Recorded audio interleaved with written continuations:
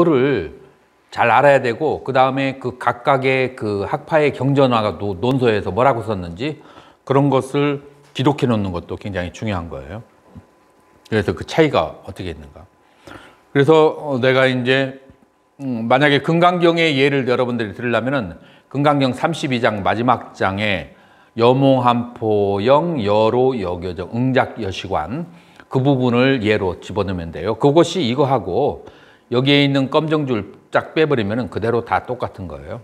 그래서 금강경 중간학파와 그 다음에 유식학파는 비슷한데 다만 플러스가 되는 게 뭐냐면은 유식학파는 그 모든 현상이 자기 마음을 보는 것이다.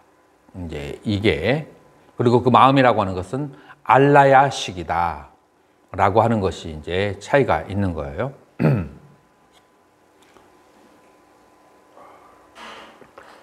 그래서 우리 출가했을 때 큰 스님들은 거의 이런 식으로 그게 다 시비분별일 뿐이다. 그냥 자기 마음을 보아라.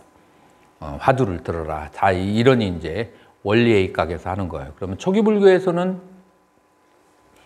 이런 이제 그 바깥에 있는 그 여러 가지 부조리와 그 다음에 옳지 않음에 대해서 어떻게 관찰을 해야 되는가, 어떤 식으로 돼야 되는가. 초기경전 어디에서 이런 말이 나왔을까요? 12연기. 12연기에서 이제 그 내용이 나오는 거예요. 자, 12연기에 의하면은 생로변사 우비고내면 이거는 12분별의 상태예요. 그렇죠? 생로병사 아주 여러 가지 이제 골치 아픈 사건이죠. 그런 골치 아픈 그 생로병사 우비고냄이라는 것은 무엇 때문에 존재한다고요? 삼유 때문에 존재한다. 그럼 삼유가 무엇이냐? 두 가지가 있어요. 심리적인 삼유가 있고, 그 다음에 물질적인 삼유가 있어요. 물질적인 삼유가 뭐예요? 욕계, 색계, 무색계예요. 그러면 심리적인 삼유는 욕계에 대한 애착, 색계에 대한 애착, 무색계에 대한 애착이에요. 그래서 내가 이 태어나면 늙고 병들고 그 다음에 싸움과 시비 분별이 많은 이런 세계를 맞닥뜨리게 되는데, 그것은 만약에 태어나지 않았으면은 이 늙고 죽고 시비 분별이 많은 곳에 태어나지 않았으리라 라는 거예요. 맞아요, 틀려요? 맞죠. 태어난다라고 하는 것은 어디 중에 하나에 태어나는 것을 말하는 거예요. 욕계, 색계, 무색계 중에 하나에 태어나는 것을 말하기 때문에 욕계, 색계, 무색계라는 것이 물리적으로 존재하지 않는다면 그 세계에 대해 태어날 수가 있어요, 없어요? 태어날 수가 없는 거예요. 자, 그래서 삼유가 있으니까 생이 있다라는 거예요. 또 다른 말로 하면은 욕계에 대해서 태어나고 싶은 애착과 색계에 태어나고 싶은 애착, 무색계에 태어나고 싶은 애착이 있기 때문에 그 세계로 가서 혹은 그 세계를 활짝 만들어서 태어나는 거예요. 자, 그래서 세 가지의 그 애착 때문에 삼유가 혹은 생이 발생한다. 삼유 중에 하나의 생이 발생한다라고 하는 거예요. 그러면은 세 가지 중에 하나의 그 욕이나 색이나 무색계에 대한 그런 애착은 무엇으로 인해서 구성 요소가 뭐죠? 무엇이 있기 때문에 내가 욕계나 색계, 무색계에 대한 애착이 발생할까요? 나는 구성 요소가 뭘까요? 그런 애착이 발생하게 되는.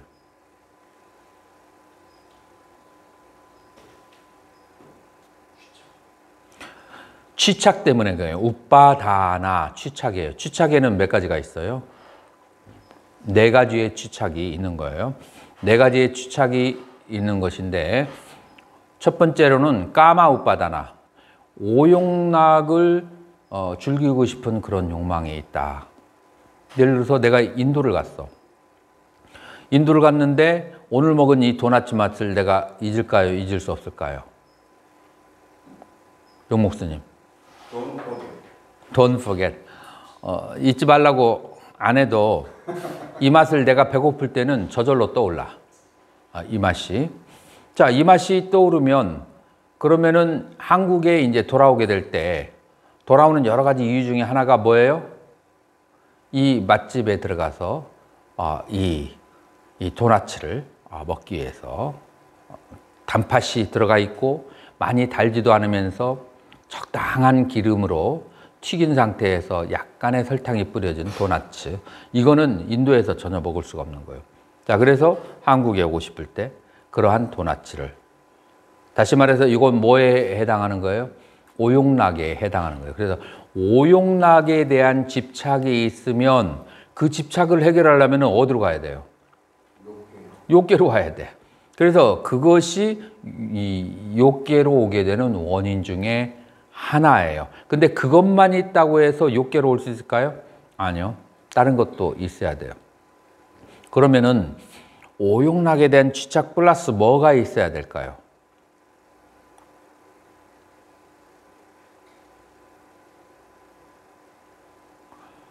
두 번째로는 자아가 있다는 환상, 자아가 있다라고 하는 착각이 없으면 욕계로 태어나기가 쉽지가 않아요. 그래서 자아에 대한 집착.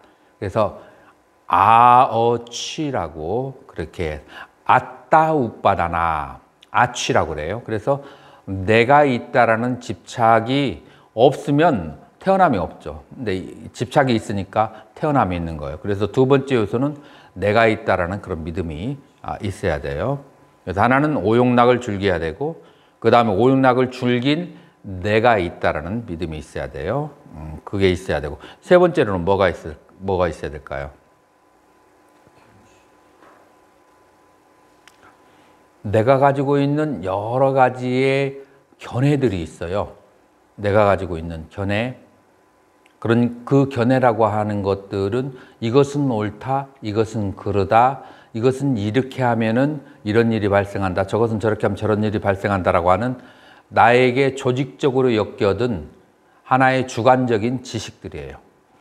그런 그 주관적인 지식에 대한 어떤 그 집착이 있어야 바로 어떤 세계에 태어나는 거예요.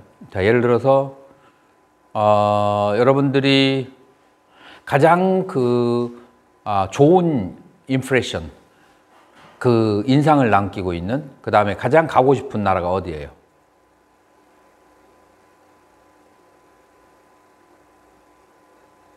이락스님, 가고 싶은 나라, 장소. 티베트. 용 목사님은? 저는 스리랑카. 스리랑카? 거기야 가기 쉽지. 자, 내가 이렇게 많은 사람에게 물어봤을 때 두 가지의 극단적인 견해가 있어요. 하나는 인도, 하나는 일본, 미국, 뉴질랜드. 그래서 일본, 미국, 뉴질랜드로 가고 싶어 하는 사람은 스리랑카나 인도, 티베트 얘기하면은 그러면은 나는 거기 안 간다 그래요. 그래서 인도, 스리랑카 그런 데 가는 사람들은 뭐 일본이나 미국 그런 데 가면은 가서 뭐 할게. 결례가 있어요. 자, 일본이나 미국을 좋아하는 사람은 인도에 가기를 싫어하는 이유가 뭘까요? 더럽고 지저분하고, 그 다음에 교양 없고 시끄럽고 이런 것 때문에, 그래서 인도나 스리랑카 이런 거에 대해서 부정적인 견해가 성립되어 있는 거예요. 이 견해가 사실일까요? 사실일 수도 있고 아닐 수 있는데, 자기가 그 360도의 다양한 요소 가운데서 지업에 해당하는 것만 쳐다보는 거예요. 그건 마치 이제 뭐와 같으냐면은 장님이 코끼리를 만지는 것 같아. 7명의 장님이 만져지는 그 장소와 곳이 다 각각 다른 거예요. 자, 그래서 이게 그런 걸 싫어하는 사람은 일본이나 그 다음에 미국이나 뉴질랜드 가면은 맑고 깨끗하잖아요.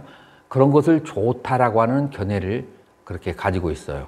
근데 나는 미국에 가봤는데 너무 인종머리가 없고 너무 법 위주로 내가 뭘 듣고 정이 떨어지냐면은 어떤 한국 사람이 개가 물으려고 쫓아오길래 개가 물기 전에 발로 찼대요. 그래서 감옥에 가서 벌금 물고 나왔어요. 그럼 뭐 어떻게 하면은 죄가 안 되냐 했더니 개가 먼저 문 다음에 차면은 죄가 안 된대. 세상에. 그게 법이에요. 그건 인간을 위한 게 아니잖아. 내가 당해야, 개한테 당해야 그 다음에 내가 개를 차도 저기 하지 않는다고. 쫓아오면 정황상 나를 물으려고 쫓아오면 내가 먼저 선방을 해서 그래서 내가 안 물려야 그게 당연한 인간의 권리라고 나는 생각이 드는데 그렇게 법 해석을 하는 것을 보고 정이 뚝 떨어지더라고. 그래서 이제 나는 이제 그런 이제 그 너무 법이 엄한 그런 나라에 대한 조금 그 회색, 차갑고 냉랭한 그런 이제 인식을 가지고 있어요. 그리고 인도나 이제 스리랑카 같은 때는 영혼이 자유롭다. 조금 불편해도 막 더럽고 지저분해도 그냥 내추럴하게 생각이 들고 그런 것 때문에 자연 얼마나 지저분해요. 그렇지만 얼마나 또 깨끗해요. 뭐 자연으로 그렇게 이제 보는 거예요. 뭐 오줌 냄새가 나는데 오줌 냄새는 인간의 몸에 있는 거잖아요. 그거 뭐 더럽다고 말할 수가 없지. 뭐 이제 이렇게 생각하는 견해가 가깝다는 거야. 자기가 해석하기예요. 그래서 견치라고 하는 것은 자기가 인생을 살아오면서 이렇게 경험되어지고 축적된 것으로 사물의 좋고 싫어함을 시비를 판단하는 작용을 하는 것이 바로 그 견치고 그 좋은 마음과 싫은 마음 때문에 내가 이곳에 가고 저곳에 안 가는 거예요. 그러니까 내가 욕계에 태어나고 그 다음에 새끼에 태어나지. 모든 사람이 새끼나 무새끼를 가기를 원할까요? 안 할까요? 개똥밭에 굴려도 이승이 좋다고 하는 사람이 있어요. 이런 사람들은 새끼의 선정에 들어있는 이 스님들이나 사람들을 보고 저게 무슨 인생에 무슨 재미가 있냐고 저렇게 살려면은 죽는 거나 마찬가지라고 생각하는 사람이 있거든요. 실제로는 이 새끼의 그 선정이 이 세상에서 어떤 즐거움보다도 즐거운 것인데 어떤 사람은 그런 견해를 가지고 있으면은 그건 새끼나 무새끼는 정말 괴로운 것이 되는 거예요. 예를 들어서 활동을 많이 하는 어린애나 아주 활동적인 사람을 선방에다가 딱 집어넣어서 24시간 딱 좌설을 시키면 그 사람에게는 그 애에게는 거기가 지옥이지. 그래서 이제 그 견취에 따라서 좋아하고 싫어하는 것이 욕계, 색계, 무색계, 욕계, 색계, 무색계뿐만 아니라 자기의 그 견취 때문에 지옥이 좋아 보이고 그 다음에 파리에게는 똥통이 좋아 보이고 그 다음에 짐승세계가 좋아 보이고 예전에 그 출가해가지고 얼마 안 됐는데 등호스님하고 여기를 걸어가는데 자기는 다음 생에 태어나면은 새로 태어나고 싶대. 왜 새로 태어나는 거야? 얼마나 자유스럽고 좋냐. 저 새들에게 있는 여기 여러 가지 벌레들과 그 다음에 어디서 나타날지 모르는 큰 짐승들의 그 두려움과 공포 이런 건 생각해 본 적이 있냐고 했더니 그런 거 생각 안 해봤다. 그냥 날아가는 새의 자유스러움만 보는 거야. 근데 그렇게 보았다면 만약에 그 후에 수행을 하지 않았다면 지금은 이제 수행을 해서 만약 다른 사람이 있지만 그러면은 그 상태에서 만약에 죽었다면 그러면 어디로 가요? 새로 태어나는 거야. 본인에게 그렇게 좋아 보이면 그러면 그쪽으로 가야 되는 거야. 누가 돈 100만 원 모였는데 50만 원 주고 태국행 표를 끊고 인도행 표를 끊고 미국행 표를 끊는 것을 누가 맡겠어? 자기가 가고 싶으면 가는 거예요. 마찬가지로 그와 똑같이로 지옥, 아귀, 축생, 어떤 사람은 호랭이로 한번 태어났으면 뭐였겠다. 저렇게 강한 짐승으로. 그러면 호랭이로 태어나는 거예요. 이제 여러 가지 조건이 이제 갖춰져요. 그렇게 해서 벌어진 세계가 바로 삼계라고 하는 것이고 그 중에 결정적인 영향을 미치는 것 중에 하나가 견취예요. 견취. 무엇이 좋아 보이는 그 견취. 그래서 견취가 빠라마사, 전도된 견취가 있고 그 다음에 그 전도, 뒤집어진 견치가 바로 잡히면 그걸 뭐라고 그래요? 정견이라고 그렇게 하는 거예요. 그래서 전도된 견치를 정견으로 잡아야만 되는 것이죠. 그러면은 짧게 얘기하면 정견이 뭐예요? 태어남은 괴로움이다 라고 보는 것이 정견이고, 해탈이 참으로 즐거움이다 라고 보는 것은 정견이 이제 되는 거예요. 자, 그래서 견해를 이제 바로 가져야 되는 거죠. 그런데 내가 의지적으로 해탈이 좋다라고 생각하는 것과 나의 하나하나의 기억 속에서 이 욕계의 세계를 좋아하는 것하고는 또 다른 거예요. 자, 어떤 것이 좋아하는 거냐면은 나는 시비 분별 일삼는 것이 습관이 됐고, 그 다음에 그런 걸 하는 것을 좋아해요. 그래서 하루에 24시간 중에서 12시간 이상은 남을 바라보면서 시비를 분별해야 되는 사람이 있어. 그런 사람이 가끔 가다가 법문을 듣고 나서 해탈을 원해. 그런데 그 시비 분별을 생각하는 시간은 14시간이 많아. 다음 생에 어디로 태어날까요? 해탈할까요? 아니면은 시비 분별이 있는 아수라의 세계에 태어날까요? 어디에 태어날까요? 아수라의 세계. 내가 시비 분별하는 걸 좋아해. 이제 중독이 됐어. 습관이 됐어. 그렇기 때문에 시비 분별이 있는 곳을 찾아다녀야 돼. 이제 그래서 이제 그 견취라고 하는 것이 굉장히 중요한 거예요. 네 번째가 뭔가요? 취착 중에서. 네 번째가 실라 브라타 파라마사라고 해서, 실라, 어떤 계율, 여기서 말하는 것은 형식을 말하는 거예요.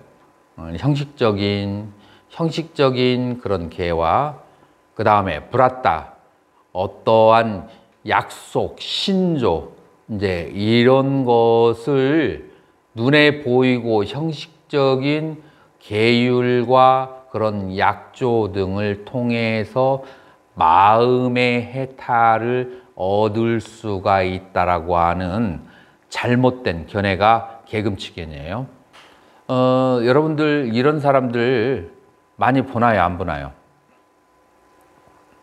어떤 사람이 10시간 이상을 막 오용나게 취해 있고, 그 다음에 사람을 막 비판하면서 하루에 1시간씩은 나무아미타불을 해요. 나무아미타불. 그리고 어떤 믿음을 가지고 있냐면은, 나무아미타불을 하면은 한 번만 불러도 극락왕생해야 되고, 나는 1시간씩이나 있으니까 극락왕생을 100번을 가도 넘어 라고 하는 믿음을 가지고 있어.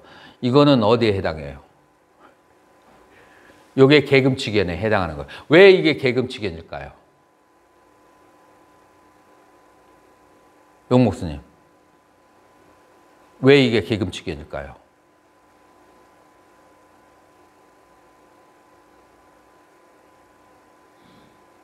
일학사님은 어떻게 생각해요? 이게 왜 계금치견일까요?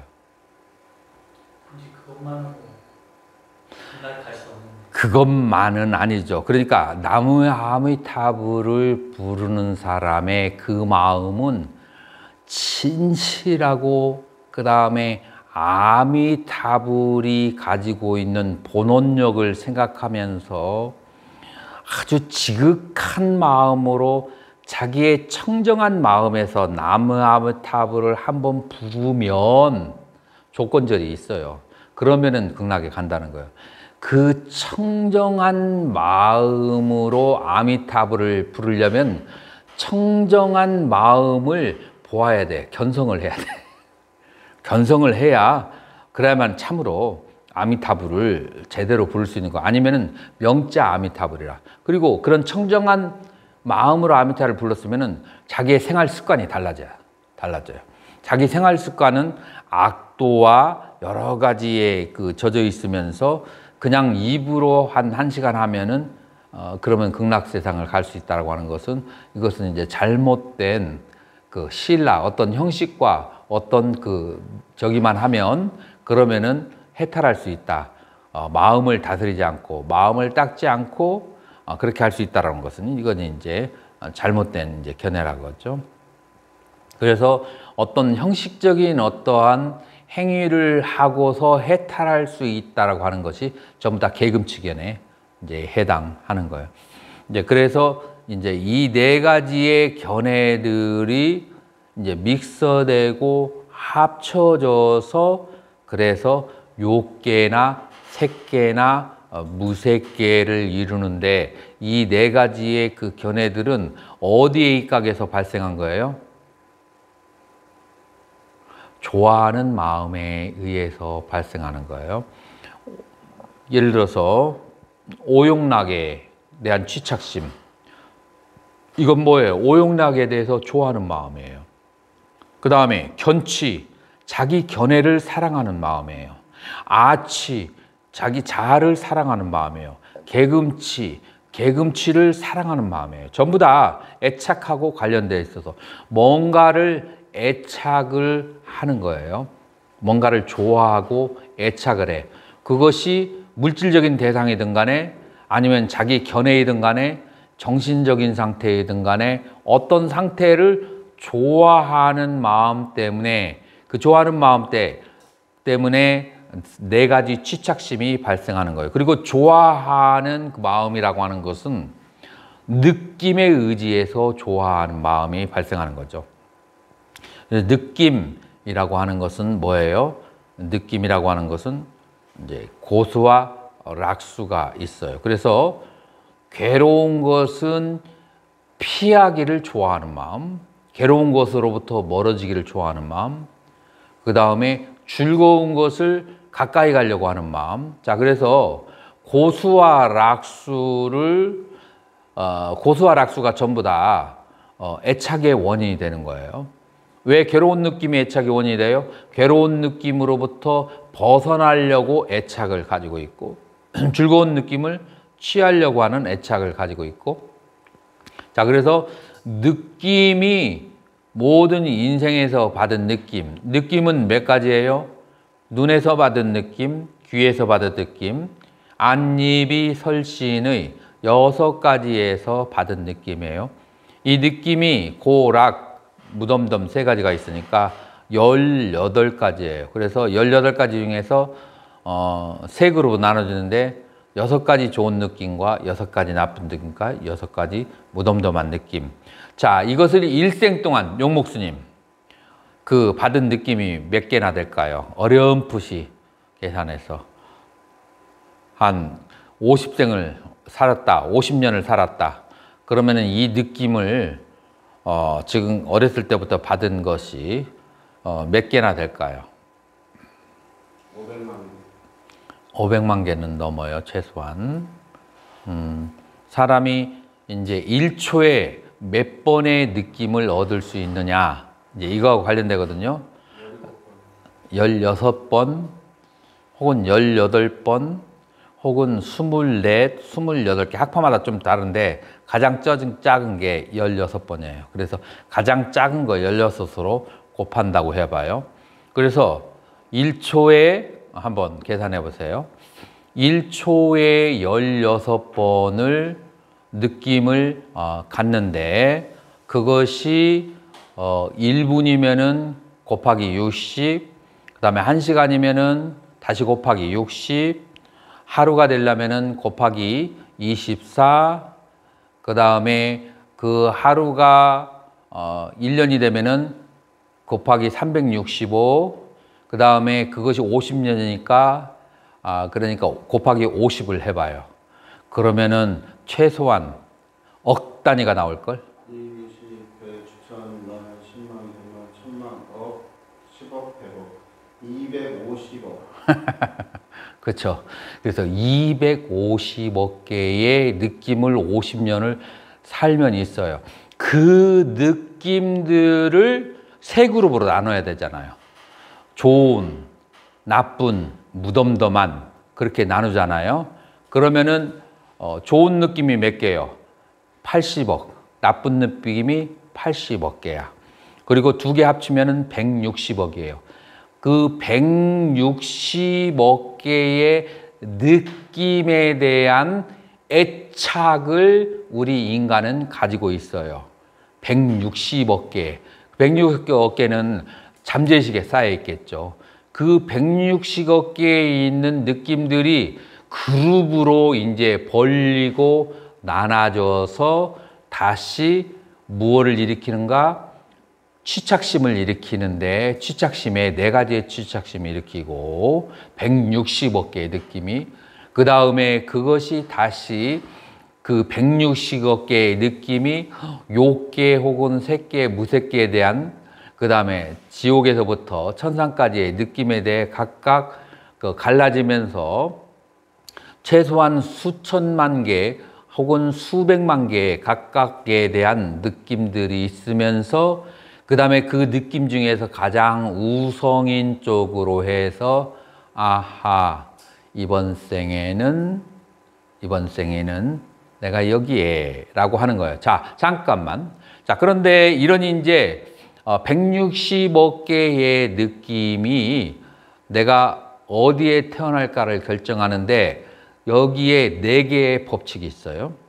첫 번째, 그 중에 가장 많은 업을 지은 것이 가장 좋은 임프레션, 인상을 남긴 곳이 어딘가? 지옥에서부터 무색계의 해탈까지 그걸로 이제 나누게 되고 우리는 잘 계산 못하죠. 그런데 우리 잠재의식은 그걸 다 계산할 수 있어요. 잠재의식은. 그래서 지옥에서부터 그 다음에 무색계까지의 느낌으로 나눠지게 되고 그래서 가장 많이 1번, 그 다음에 가장 심각하게, 가장 시리어스하게 어떤 그 인상이 남은 것은 어딘가? 지옥인가? 아니면은 해탈인가? 혹은 욕계 천상인가? 내가 한번 인생에 살면서 정말 내가 원해. 정말 거기 한번 가봤으면 좋겠어 하는 그 마음이 가장 강렬한 것. 이것이 두 번째예요. 그 다음에 가장 많이가 1번이고 가장 강렬한 거 2번. 그 다음에 세 번째로는 내가 죽으려고 할 때 갑자기 떠오르는 생각들, 여러 가지 조건에 의해서. 그래서 임종시에 떠오르는 생각, 세 번째예요. 그래서 가장 많이, 가장 강렬하게, 그 다음에 임종시에 떠오르는 생각, 그 다음에 네 번째로 불보살의 가피, 이 네 가지가 합쳐져서 그 곱하기에서 가장 최종의 순간에 결론이 나는 것이 뭐라고요? 그 몸 밖으로 탁 나가면서 제일 먼저 나에게 그러한 그 160억 개, 240억, 250억 개의 그 느낌 가운데서 가장 강하고 많으면서 지금 현재에 일으킨 그 생각의 그 분포도의 색깔이 부모가 한 방에서 결합하고 있는데 색깔하고 비슷하면은 그것이 짐승이 됐든 지옥이 됐든 아니면 인간이 됐든 천상이 됐든 간에 가장 가까운 색깔로 빨려 들어가 버리는 거죠. 그걸 뭐라고 그래요?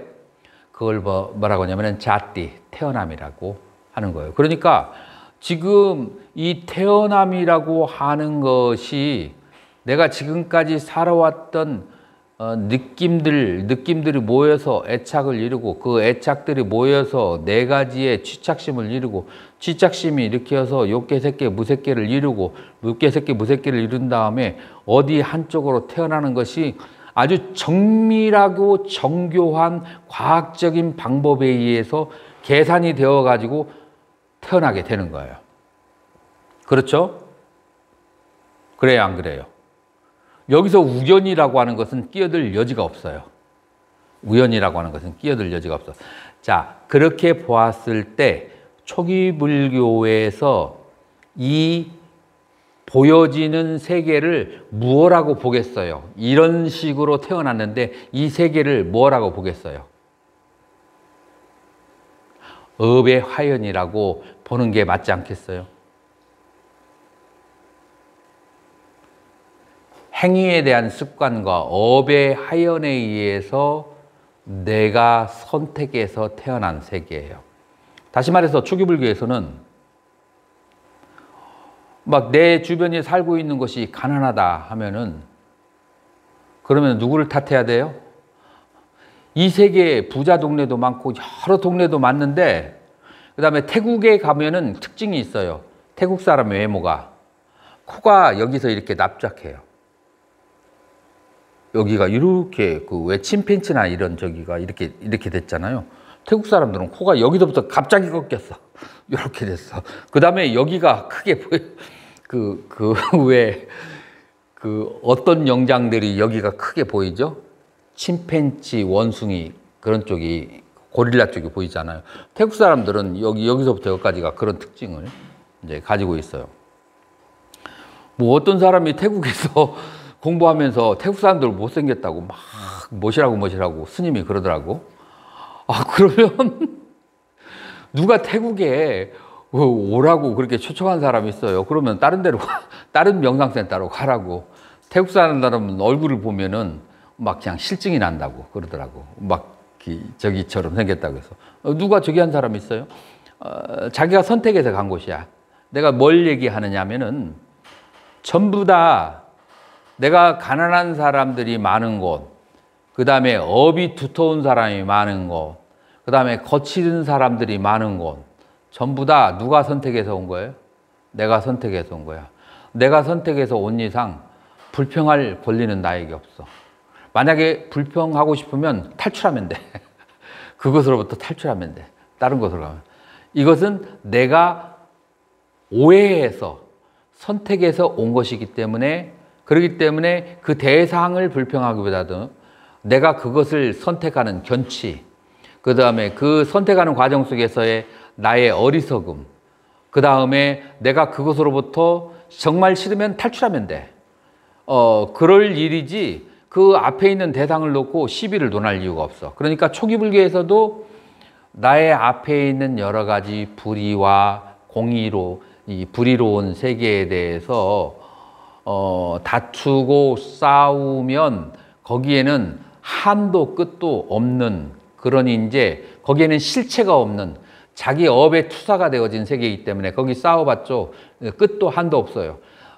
영원토록 태어나서 싸워도 끝이 없어. 왜냐하면 거기에는 실체가 없고 내 마음이 실체이기 때문에. 마치 내가 영화관에서 영화를 보는데 한 남자가 자기 어머니 같은 생긴 사람을 겁탈을 하려고 해. 그러면 너무나 분노해서 앞에 나가가지고 막대를 가지고 막 아무리 때려도 그 남자는 상처를 받아요, 안 받아요? 상처 안 받아. 왜냐하면 그건 허상이기 때문에.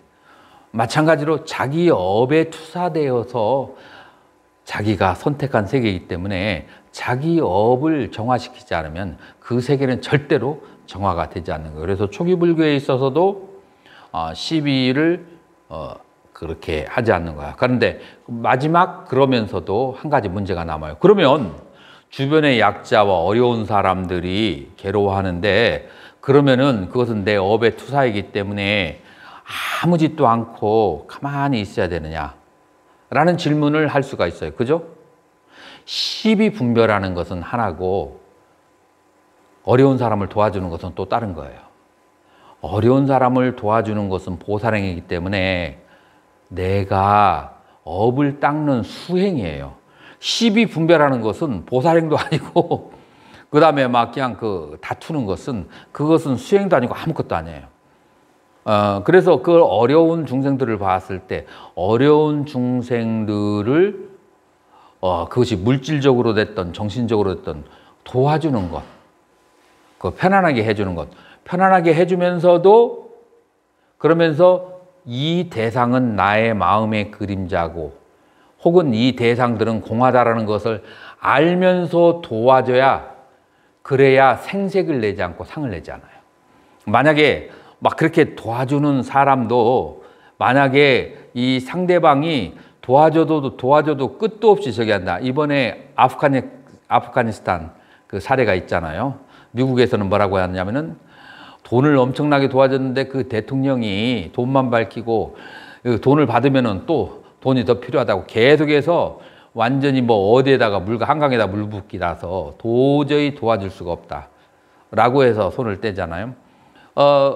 이 중생상이 있으면 이 모든 존재가 공하고 마음의 그림자라는 것을 알지 못하고 실체가 있다라고 생각하고 도와주게 되면 반드시 어느 땐가 지쳐버리고 그 다음에 화가 나고 상이 생기고 생색을 내게 돼요. 그렇기 때문에 여기에서도 도와줄 때에도 역시 공하다는 것을 알면서 그러면서 도와줘야 되는 거예요. 그래서 시비분별하는 거하고 그 다음에 중생들을 위해서 도와주는 것, 이건 두 개 다른 거예요. 이거는 보살행을 하는 것이고 업을 따는 것이고 선행을 하는 것이고 수행을 하는 것이지만 시비를 하고 불평을 하고 불만을 하는 것은 이것은 수행에도 속하지도 않고 그다음에 자기 자신의 정신적인 상태도 좋지 않고 이런 차별이 있는 거예요. 그래서 내가 지금까지 무엇을 얘기했냐면 수행을 하는 데 있어서 이 외부에 있는 환경들 속에서 여러 가지 부조리와 불합리한 것을 바라봤을 때 나의 의식을 어디에다가 집중해야 되는가 라고 했을 때 유식과 중간과 초기 불교는 그것은 공화하고 마음의 그림자이고 업의 그림자이기 때문에 자기의 업, 그 다음에 자기의 삿된 견해, 그 다음에 자기의 잘못된 집착, 잘못된 취착심, 그것을 닦는 것이 좋고 플러스 그러면서 보살행을 하면 더 나을 수 있다. 그 정도이지 시비분별하는 것은 그것은 별로 도움이 되지 않는다 라고 답을 그렇게 말할 수가 있어요. 어떻게 스님의 만족도는 몇 프로예요? 예, 훌륭하신데요. 구체적인 예로 미얀마 사태에 대해서 그런 얘기를 들었거든요. 어떤 큰 스님, 거기서 서열이 높은 어떤 큰 스님은 중부 독재하는 거기에 이제 영합해서 이제 거기에 추종을 하고, 근데 거기에 반대하자 어떤 젊은 스님은 승려로서 어떤 그런 행위, 거기에 반대하는 어떤 운동을 할 수 없기 때문에 승복을 벗고 총을 들었다 하더라고요. 저항하기 위해서. 그래서 그런 얘기 들었을 때 승단의 입장과 또 개인적인 어떤 승려의 입장에 있어서 어떤 포지션을 취해야 하고 또 그걸 어떻게 수행과에 이제 매치시켜야 되나, 저는 그거에 대해서 좀. 아주 현실적인 질문이에요. 스님은 어떻게 하는 것이 좋을 거라고 생각이 들어요? 그러니까 일단 이제 그 큰 스님처럼 한 거는 저는 잘못됐다고. 그렇죠. 네. 그러나 포인트는 그러면은 어떻게 해야 좋을 것 같아요, 승단이? 그러니까 일단은 잘못된 부분에 대해서 승가가 승가가 나서서 네, 그 다 해야 되고 물리적인 어떤 스트라이크를 한다든지 이런 거는 힘들지만 입장 표명을 입장 표명 천주교 정도처럼 어느 정도는 해야 되지 않는가? 정말 크게 이제 불합리하기 때문에 객관적으로 봐도. 용목스님 어떻게 생각해요? 저도 일단은 미얀마가 불교국가이기 때문에 공부가 노력을 지고 있다 해도 불교 승단의 세를 무시할 수 없거든요. 대부분 이제 공부 쪽에 다 지금 속해 있어서 미얀마 스님들이 공부의 그런 학사를 멈추라고 성명을 내고 집단적으로 그런 어떤 행동을 하게 되면 양상은 많이 바뀐다고 생각하거든요. 주공스님은 어떻게 생각해요? 거기에 대해서 현실적으로 따라가야 돼. 그 군부 최고 통치자가 이 불교 아주 무섭게 하거든요. 거기서 수인들이 총 들고 나오고 뭐하고 그러면 다 쓸어버린다고 해요. 그럴 때는 좀 뒤로 스테를 했다가 사회가 안정된 다음에 다시 무슨 공부를 하든가 수행을 하든가 해야지 전면적으로 나서면 잘못하면 다 죽을 수가 있어요. 첫 번째로 이제 스님이 얘기한 이렇게 물질을 주니까 뭐 그런 말 들어서 캐디락을 하나 주고 큰 스님들 한 10분에게 돈 뭉치하고 그 다음에 뭐 차 하나씩 주면은 잠잠하다 뭐 그런 말 들었는데 그건 이제 소문인데 만약 사실이라면 그런 사람들은 각성해야 되는 게 맞고요. 근데 뭐 어느 나라든지 스님들이 다 청정한 사람이 있는 것은 아니고. 자, 그러면은 이것을 우리의 생각으로 판단하는 게 좋을까요? 아니면은 과거에 부처님이나 부처님의 제자들이 어떻게 행위를 했는가 그 예시를 관찰해 보는 게 좋을까요? 관찰을 해야 돼요. 자, 그러면은 그 예시에 해당하는 사건이 뭐가 있는지 기억나나요?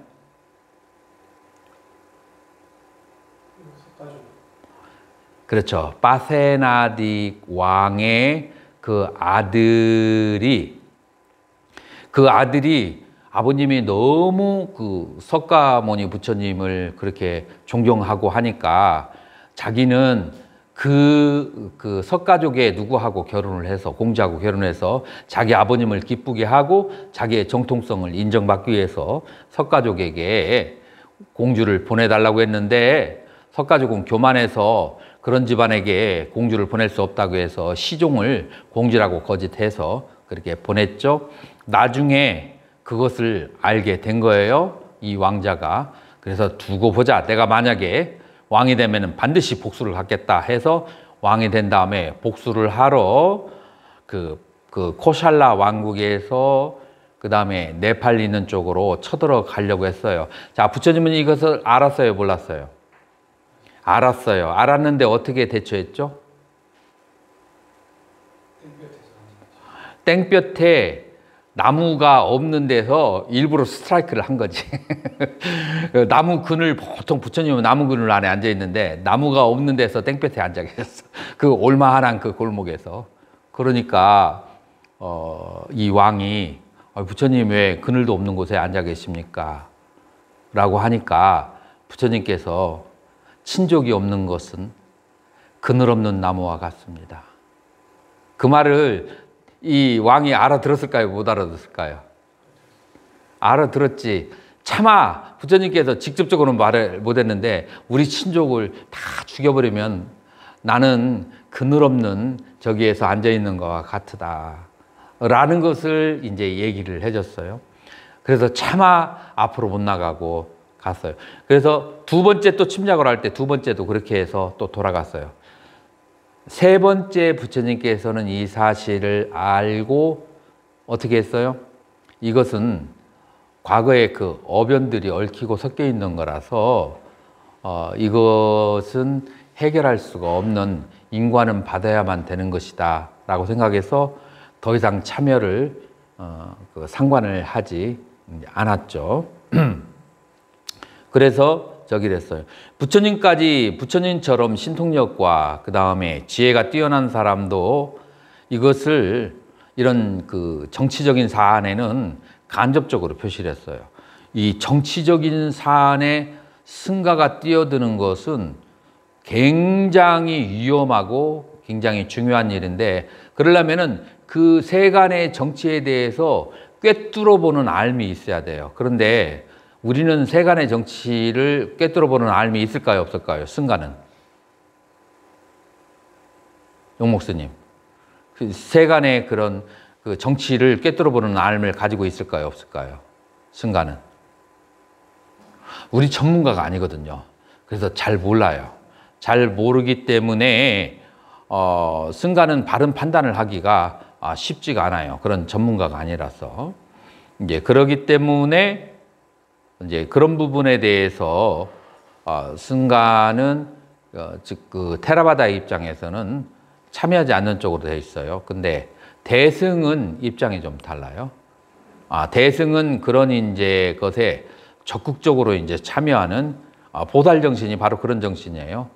세간의 그 도움이 필요한 곳에 그런 이제 적극적으로 참여해야 되는데 그러려면은 대승은 이 부처님의 가르침만 알아서 안 돼요. 세간의 정치에 대해서도 정치 전문가보다 더 많이 잘 알아야 돼요. 그러니까 이 대승을 하는 사람은 양쪽에 대한 지식이 아주 탁월해야 돼요. 이 불교에서 말하는 그 공, 무아, 우집착에 대해서 뛰어나야 되고 그 다음에 세간의 경제와 그 다음에 정치 논리도 뛰어나야 돼요. 경제와 정치, 그 다음에 공예도리 이 양쪽에 뛰어난 사람이라면 그러면은 그런 승가라면 그런 스님이라면 나가서 인터뷰에서 얘기할 수 있어요. 그런데 이 두 개를 가지고 있지 못하면 얌전히 있는 게 좋죠. 이 두 개를 가지고 있지 못하면. 근데 어떤 전문적인 안목이 없더라도 명백히 어느 정도는 정말 잘못했다는 게 언론이라든지 아니면 정말 대다수가 그렇게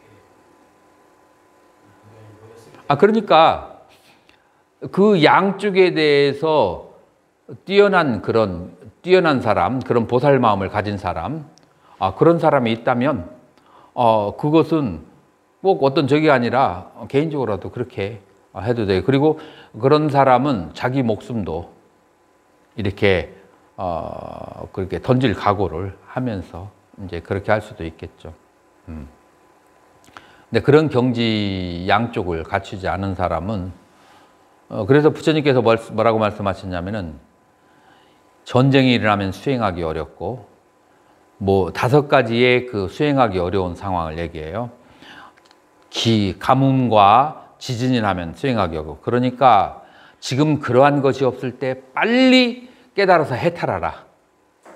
그러니까 만약에 우리가 그런 말을 하려면은 그 전에 빨리 그러니까 그런 능력을 더 갖추려고 노력을 해야 돼요.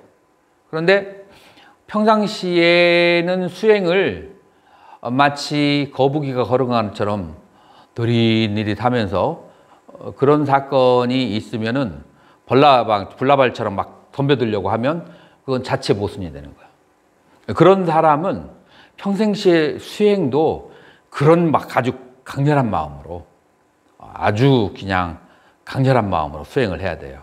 이제 그렇게 수행을 한 사람이 빨리 그 도가를 성취할 수 있고 그 도가를 성취한 사람이 그런 세상의 일에 대해서도 정확히 관찰을 해서 그 세상을 위해서 도움을 줄 수 있는 이걸 이제 보살이라고 하죠. 그런데 그런 이제 어떤 충분한 그런 것들이 갖춰지지 않은 상태에서 정치에 잘못 얽혀 들어가면은 그러면 종교는 굉장히 망해버리는 수가 있어요. 그래서 항상 종교와 정치는 불가근 불가원이다 라고 하는 것이 좀 존재해 있죠. 천주교는 아예 처음부터 정부와의 관계가 그런 식으로 처음 시작할 때부터 설정돼 있어요. 그렇기 때문에 이쪽은 노하우도 있고 그 다음에 파워도 있어요. 그런데 불교가 그런 노하우도 파워도 없는 상태에서 천주교처럼 그렇게 막 따라서 하다가는 막 갑자기 문제가 발생하죠. 이제 보살도가 정확히 확립이 돼 있으면 충분히 그런 것을 할 수가 있겠죠. 시간이 많이 됐네. 그러면은 나머지의 부분은 전부 다 읽어 오세요. 읽어 오고 스님 발표는 2분 발표는 다음 달에. 다음 달 3번째 주에는 다른 일 없죠.